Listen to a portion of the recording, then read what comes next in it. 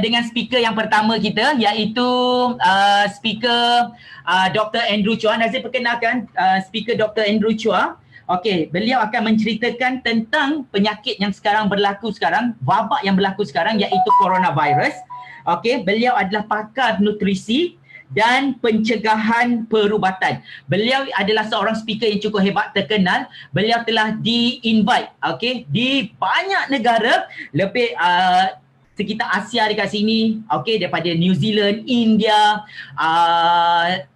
Singapura, Thailand, apa negara yang berdekatan dengan sini, disebabkan kepakaran beliau, beliau telah dijemput untuk menyampaikan ceramah beliau tentang perubatan dan pakar pemakanan kita. Dipersilakan Dr. Andrew dengan topik beliau. Dipersilakan. Halo, selamat tengah hari semua. Nama saya Andrew. Saya berasal dari Melaka dan juga sekarang saya adalah presiden dalam Elken. Pada masa sampai sekarang saya sudah masuk Elken 20 tahun.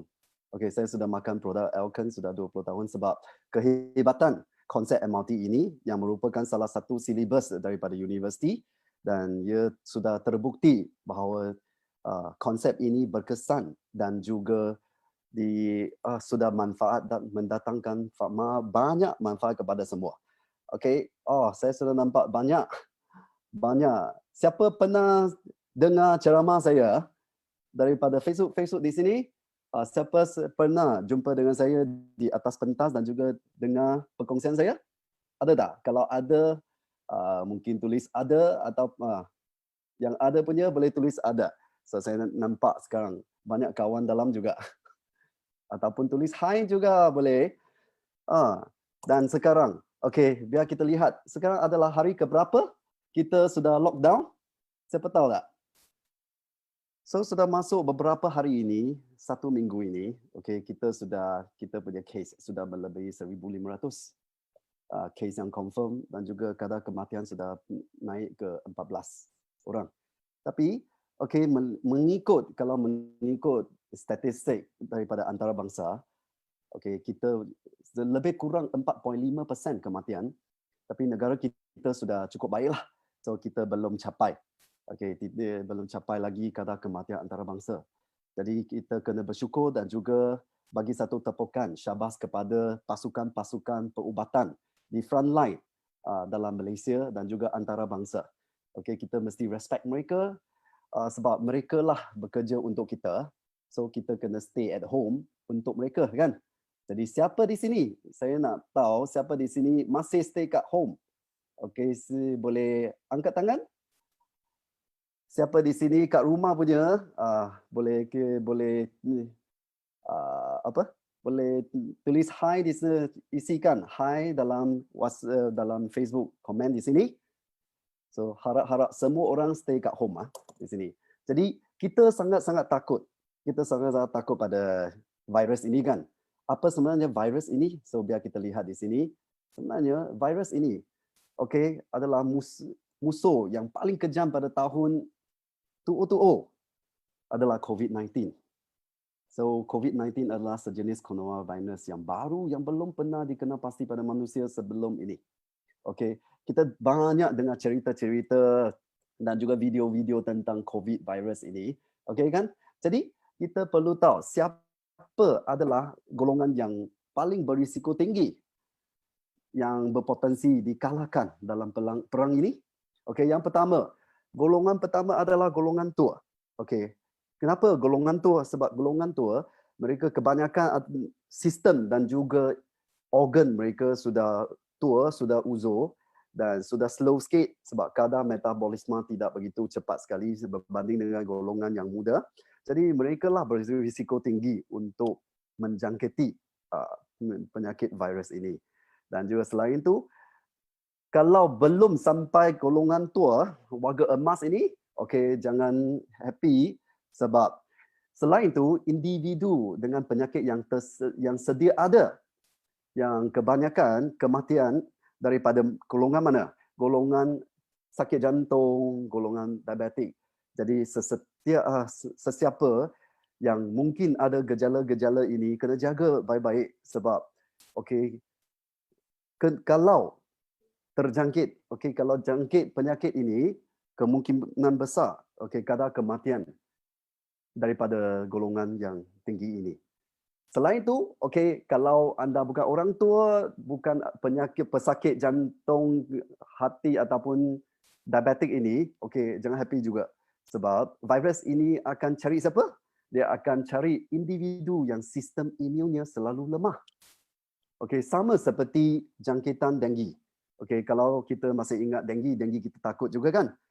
Kenapa kadar kematian denggi begitu tinggi sekali? Sebab biasa golongan yang meninggal tu adalah golongan yang sistem imun mereka selalu lemah, selalu tidak menjaga kesihatan, tidak menjaga keimunan, sistem keimunan mereka. Jadi golongan inilah yang berisiko tinggi untuk mendatangkan maut. So kita perlu betul-betul jaga baik-baik sistem imun kita dari sini. Jadi adakah perubatan? Ada apa-apa ubat tak untuk kita sembuh? Seperti penyakit, okey, dulu. Pandemik dulu, macam Ebola ke, MERS ke, SARS ke. Okey, bila kita dengar semua virus ini, sangat-sangat takut. Sebab memang sampai sekarang tiada ubat untuk rawat. Okey, sama seperti COVID virus. Sekarang COVID-19 ini langsung tiada ubat. Okey, kita tidak dapat dinafikan bahawa sometimes kalau kita dapat virus, okey, sebelum datang virus, kita pun mungkin menjangkiti sesetengah bakteria-bakteria juga. Bakteria, okey, memang kita boleh pakai antibiotik. Tapi dia hanya menangani gejala-gejala bakteria attack saja. Tapi bukan virus ini. Bukan semua virus. Virus denggi ke, virus COVID ke, MERS ke, SARS. Dia tidak dapat. Memang tak dapat fight juga. Sebab dia bukan create untuk virus. Okay, jadi antibiotik langsung tidak berkesan untuk mengubati jangkitan virus. Dia hanya boleh mengubati jangkitan bakteria saja. Jadi kawan-kawan semua jangan tergesa-gesa nak pergi farmasi, pergi klinik, beli ubat antibiotik untuk standby. Ini tak ada guna. Okey, sebab virus ini bukan bakteria. So, apabila tiada perubatan untuk menjangkiti virus ini, jadi pemulihan akan bergantung kepada siapa? Kepada kekuatan sistem imun kita sendiri. Okey, ini sangat penting. Sistem imun sekarang sudah kerja untuk kita. Jadi kalau kita orang kata kita sembahyangkan. Jadi kalau nak sembahyang, you sembahyang kepada sistem imun sendiri juga supaya dia kuat sekarang. Jadi bila-bila masa dulu macam mana you jaga sistem keimunan anda, sekarang sistem keimunan anda akan jaga you balik. So kalau you tak jaga dia, okay, jangan menyesal. Sampai sekarang dia tak dapat jaga you. Sebab we are what we eat. Okay, anda adalah apa anda makan. So kalau anda ada banyak nutrien untuk sistem imun, so sistem imun you langsung tak payah takut sebenarnya. Okay, sebab sistem imun akan kerja untuk kita. Jadi pahlawan yang terbaik untuk diri sendiri untuk mengalahkan virus ini adalah sistem imun kita. Sebab sebuah bangunan yang stabil memerlukan asas yang kuat. Kalau asas kuat, semua kuat kan? So bagi kita, asas kesihatan bergantung kepada kekuatan sistem imun kita sendiri. Jadi sistem imunisasi anda sendiri adalah perlindungan dan penyembuh terbaik sekali. So sampai sekarang bukan mask, bukan hand sanitizer adalah faktor utama untuk melindungi kita. Sebenarnya adalah sistem imun. Banyak kawan-kawan selalu tanya, tak dapat mask, tak dapat hand sanitizer, mereka sangat-sangat panik. Dan banyak doktor-doktor, kawan-kawan pun kata, tak payah panik. Sebab kalau you stay dalam rumah, tak payah mask, tak payah risau hand sanitizer, kita ada sabun sudah cukup. Hand sanitizer hanya untuk kita yang keluar saja kan. Jadi, mask tu pun tak apa. Okay, kalau tak cukup pun tak apa. Yang penting sekali adalah sistem imun. Okay, you kena bergantung kepada sistem imun yang kuat. Ini yang paling penting sekali. So, tak payah susah-susah selalu risau, panik dengan mask semua tu. Kalau you risau-risau, you rasa panik, you rasa tertekan, sistem imun anda akan menurun juga, akan terjejas juga. Jadi relax ajalah kalau you dalam rumah, you tak payah susah-susah. Okay? Jadi sistem imun anda berfungsi sebagai satu istana. Kalau anda ada tonton wayang semua kan. Jadi apa sistem pertahanan bagi satu palace, bagi satu istana ini? Jadi pertahanan pertama adalah jambatan, lekapan dan juga parit luas di kawasan luar kan. Jadi mereka dapat protekkan seluruh bangunan istana ini. Jadi selain itu, pertahanan kedua adalah askar dan juga pemanah di atas tembok istana-istana. Ini adalah sistem pertahanan yang kedua. So mereka ada archery ini akan shoot semua enemy kan. Jadi bila kedua-dua ini sudah tidak dapat fight dengan kita punya musuh, jadi pertahanan ketiga akan activate, iaitu askar dalam istana. Askar pahlawan-pahlawan dalam istana akan ready to fight. Jadi anda mungkin akan dikalahkan dalam peperangan jika virus sudah mengharungi pertahanan ketiga. Ini memang sangat penting sebab virus ini tak sama dengan yang lain. Super virus ini adalah sejenis protein saja yang ada RNA. Jadi RNA ini bila masa dia masuk ke dalam sel badan kita, dia akan injekkan dia punya RNA masuk ke sel kita melalui reseptor-reseptor dan dia akan duplikasi. Jadi mungkin satu virus ini, satu rantai RNA ini dia akan replikasi, dia akan duplikasi sampai beratus-ratus sampai beribu-ribu.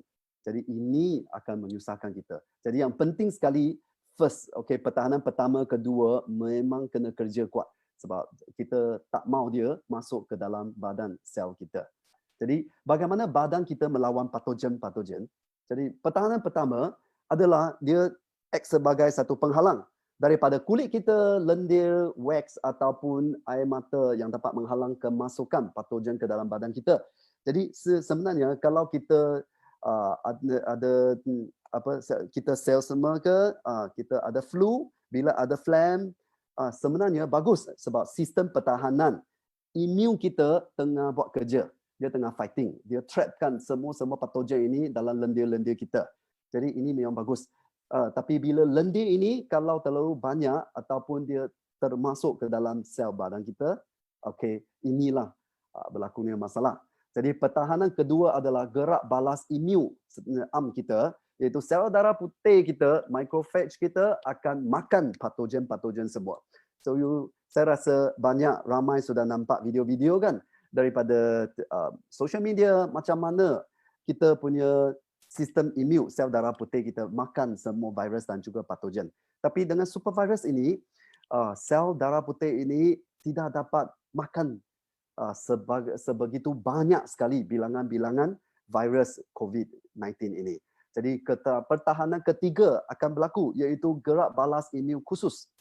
Jadi badan kita akan menghasilkan antibody untuk membunuh patogen tertentu. Antibody ini kita ada database, ada file juga. Bila dia nampak, kalau dia tahu macam mana menangani COVID virus ini, mereka akan buat satu library di mana antibody ini sudah ada sistem, dia ada satu formula untuk menghasilkan sel darah putih yang kuat, yang semua pakar makan patogen-patogen dan juga virus ini supaya kita menang dalam peperangan ini. Jadi sistem imun kita sangat-sangat strong sekali. Yang penting sekali, berapa masa kita perlu untuk menghasilkan antibody yang begitu kuat sekali. So banyak orang tak tahu ini sebab mungkin pada hari ketiga sistem imun akan menghasilkan antibody yang kuat untuk menang dalam perang ini. Tapi sistem badan ataupun sistem imun seseorang itu perlu mengambil masa slow sikit. Mungkin hari keempat. Kalau hari keempat, dia tidak akan hidup. Sebab tak sempat untuk menghasilkan antibody dan juga semua virus-virus akan memenuhi segala-gala organ sistem badan sel mereka dan orang itu akan meninggal juga. Jadi yang penting sekali, kita sudah sediakan semua weapon, semua senjata sudah ada. Adakah anda punya immune system kita strong, okay, kuat enough untuk activate semua kita punya askar-askar dan tentera. Ini yang sangat penting. Dan juga bagaimana membina sebuah istana yang lebih kukuh dalam badan kita. So kita kena kuatkan sistem imun kita. Malangnya ramai masih degil dan juga lemah. Sebab kenapa mereka lemah dalam badan? Sebab kekurangan mikronutrien adalah isu kesihatan awam global. Semua orang tahu juga. Dan juga status nutrisi yang sangat buruk. Okay, yang dapat selalu meningkatkan risiko jangkitan penyakit. Jadi kalau pertahanan ini lemah, okay, istana anda akan runtuh bila-bila masa. Sebab nutrisi yang tidak begitu seimbang ataupun buruk sekali, immunity akan terjejas. So pada masa sekarang, kemungkinan besar akan menaikkan kadar risiko untuk jangkitan. Jadi kita perlu jaga baik-baik sistem badan kita. Jadi sistem badan kita perlu apa jenis nutrien. Jadi nutrisi utama. Biasa kita makan makanan setiap hari kan. Kita ada makan sayur, kita ada makan buah-buahan, kita ada makan daging, semua tu. Nasi, semua ada. Tapi biasanya pengambilan pemakanan sahaja, okay, pada setiap hari biasanya tidak cukup. Sebab kita perlu nutrisi yang mikronutrien ini, yang mikro ini untuk membina immunity yang kuat. Seperti vitamin E, vitamin C, A, B6 ataupun B12. Dan juga selain itu protein, kandungan protein sangat penting juga. Tapi selain ada besi, ada garam mineral yang ada besi, tembaga, zinc, selenium. Semua ini adalah komponen-komponen yang bagus untuk menguatkan sistem imun kita. Jadi kita perlu kuatkan kita punya sistem imun. Dan buat masa sekarang, sistem imun bukan sampai sekarang barulah kita mula menjaga kesihatan. Kesihatan terjaga pada bila-bila masa sejak dulu-dulu. Dan kita perlu ingatkan bahawa bukan hari ini baru kita perlu jaga kesihatan. Kita perlu jaga kesihatan pada bila-bila masa, bukan sampai virus attack baru kita jaga kesihatan. Jadi kalau sesiapa yang biasanya ada penjagaan kesihatan, okey, bagus, tanya, syabas untuk anda. Okey, anda lebih kuat daripada orang biasa. Tapi untuk orang biasa yang tak ada jaga kesihatan, tak ada jaga makan, selalu makan daging banyak ke, nak makan nasi lebih, tak ada exercise semua tu, okey, jangan risau. Sebab mulai hari ini, mulai sekarang, okey, anda berpeluang untuk kuatkan lagi sistem imun anda. Okey, walaupun last minute, tak apa, kita ada banyak speaker. Kita ada speaker yang berterusan. Kita ada speaker hebat lagi untuk menerangkan macam mana menguatkan sistem imun kita melalui nutrien yang tertentu. Jadi buat masa sekarang, Andrew Andrew sarankan, please, stay at home. Sebab memang kita perlu stay at home. Kalau kita semua orang tak dengar, kalau keluar lagi, kalau bila you keluar, yang penting, yang first sekali, you kena ada mask. You kena gunakan banyak mask. Dan juga kalau tak cukup mask, sebab semua mask sekarang pergi ke front line. So you jangan harapkan you boleh dapatkan mask. Dan kita tak tahu sama ada yang online punya penjual, sama ada dia punya mask adalah 2 ply, 3 ply ataupun memang berkesan untuk kita. Kita tak boleh garanti, kan? Dan juga kalau lebih ramai menjangkiti, malah akan memenuhi semua hospital-hospital. Jadi kita perlu ingatkan bahawa hospital-hospital didirikan bukan hanya saja untuk menangani virus COVID-19 ini. So kita kemungkinan kalau orang yang jangkit bertambah lebih lagi, so memang mask tidak akan cukup. Dan kita kemungkinan tidak akan mencukupi alat-alat, PPE kita tidak cukup, memang tidak cukup. ECMO, jangan harapkan kita ada lebih semua ini, dan kita tidak cukup staff perubatan juga. Jadi kalau ada sesiapa feel they are not comfortable, kalau you sudah rasa you tidak selesa, you demam, okey, cepat-cepat pergi ke klinik. Kalau anda okey rasa anda berisiko tinggi, ada kontak dengan sesiapa yang confirm atau suspek, you kena beritahu okey pakar-pakar perubatan dahulu sebelum masuk ke klinik. So jangan jangkitkan orang lain kemungkinanlah, sebab banyak negara sekarang mereka nangis. Okey, banyak pakar-pakar perubatan mereka nangis sebab ada orang bohong, jadi pakar perubatan mati, meninggal sebab ada orang bohong dan juga tidak okey memberi penerangan yang betul, yang benar. So untuk mengelakkan okey semua risiko ini, better stay home. Sumbangan anda kepada negara yang terbesar sekali sekarang adalah stay at home. Okey, ada apa makan saja. Tak payah naikkan risiko untuk keluar pasar lagi, untuk keluar beli roti apa-apa. Ada apa boleh makan, makan.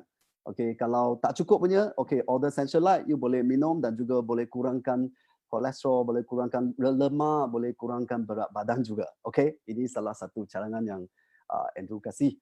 So, saya berharap anda dapat manfaatkan daripada perkongsian saya juga, dan kita teruskan dengan speaker-speaker yang hebat lain, macam mana kita dapat nutrisi-nutrisi daripada langkah-langkah yang berikut. Okey, dipersilakan. Papito, thank you very much. See you.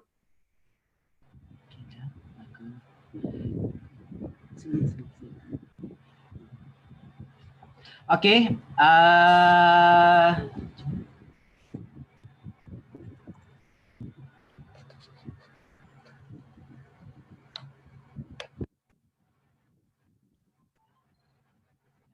okay. Hello, hi guys. Boleh dengar? Boleh dengar? Alright. Itulah tadi kupasan tentang apa cakap wabak yang kita hadapi sekarang, iaitu coronavirus.